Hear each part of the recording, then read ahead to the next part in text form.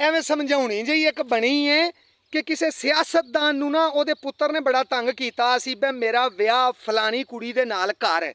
ਸਿਆਸਤਦਾਨ ਉਹਨੂੰ ਆਂਦਾ ਸੀ ਕਿ ਉੱਥੇ ਤੇਰਾ ਵਿਆਹ ਨਹੀਂ ਹੋ ਸਕਦਾ, ਕਿਤੇ ਹੋਰ ਦੱਸ ਉੱਥੇ ਕਰ ਦਿੰਦੇ ਆ। ਉਹ ਮੁੰਡਾ ਵੀ ਸਿਆਸਤਦਾਨ ਦਾ ਸੀ, ਬੜਾ ਚਾਤਰ। ਉਸ ਆਖਿਆ ਜੀ ਫਿਰ ਮੈਂ ਬਿਲ ਗੇਟਸ ਦੀ ਕੁੜੀ ਨਾਲ ਵਿਆਹ ਕਰਾਣਾ ਹੈ। ਸਿਆਸਤਦਾਨ ਨੇ ਆਖਿਆ ਠੀਕ ਹੈ, ਵੇਖਾਂ ਗੱਲ ਸਮਝ 'ਚ ਆਈ ਨਾ, ਉਹਦੇ ਨਾਲ ਮੈਂ ਗੱਲ ਕਰ ਲੈਣਾ ਵਾ ਤੇ ਤੇਰਾ ਵਿਆਹ ਵੀ ਉੱਥੇ ਹੋ ਜਾਵੇਗਾ। ਖੁਦ ਤਮਾਦੀ ਸੀ ਨਾ ਤੇ ਨਾਲੇ ਸਿਆਸਤਦਾਨ ਸੀ। ਉਹ ਬਿਲ ਗੇਟਸ ਦੇ ਕੋਲ ਜਾਂਦਾ, ਜਾ ਕੇ ਉਹਨੂੰ ਆਂਦਾ ਜੀ ਮੇਰੇ ਮੁੰਡੇ ਨੂੰ ਆਪਣੀ ਕੁੜੀ ਦਾ ਰਿਸ਼ਤਾ ਚਾ ਦੇ। ਬਿਲ ਗੇਟਸ ਨੇ ਆਖਿਆ ਜੀ ਉਹਦੇ 'ਚ ਐਸੀ ਕਿਹੜੀ ਖੂਬੀ ਹੈ ਕਿ ਮੈਂ ਉਹਨੂੰ ਆਪਣੀ ਕੁੜੀ ਦਾ ਰਿਸ਼ਤਾ ਦੇ ਦਿਆਂ। ਸਿਆਸਤਦਾਨ ਨੇ ਆਖਿਆ ਕਿ ਉਹ ਵਰਲਡ ਬੈਂਕ ਦਾ ਮੈਨੇਜਰ ਹੈ, ਜਿਹੜਾ ਕਿ ਅਜੇ ਮੁੰਡਾ ਨਹੀਂ ਸੀ। ਖੈਰ ਉਹ ਬਿਲ ਗੇਟਸ ਨੇ ਆਖਿਆ ਕਿ ਜੇ ਵਾਕਈ ਉਹ ਵਰਲਡ ਬੈਂਕ ਦਾ ਮੈਨੇਜਰ ਹੈ ਤੇ ਮੈਂ ਰਿਸ਼ਤਾ ਦੇ ਦੇਣਾ ਵਾ। ਉਹਨਾਂ ਦੀ ਗੱਲ ਹੋ ਗਈ, ਵਿਆਹ ਹੋ ਗਿਆ। ਵਿਆਹ ਤੋਂ ਬਾਅਦ ਫਿਰ ਉਹਨੇ ਕੰਮ ਤੇ ਜਾਣਾ ਸੀ ਨਾ, ਉਨੀ ਦੇਰ ਨੂੰ ਸਿਆਸਤਦਾਨ ਵਰਲਡ ਬੈਂਕ ਵਾਲਿਆਂ ਕੋਲ ਟੁਰ ਗਿਆ ਤੇ ਜਾ ਕੇ ਉਹਨਾਂ ਨੂੰ ਆਖਿਆ ਸੂ ਕਿ ਮੇਰੇ ਮੁੰਡੇ ਨੂੰ ਨਾ ਇੱਥੇ ਮੈਨੇਜਰ ਰੱਖ ਲਓ।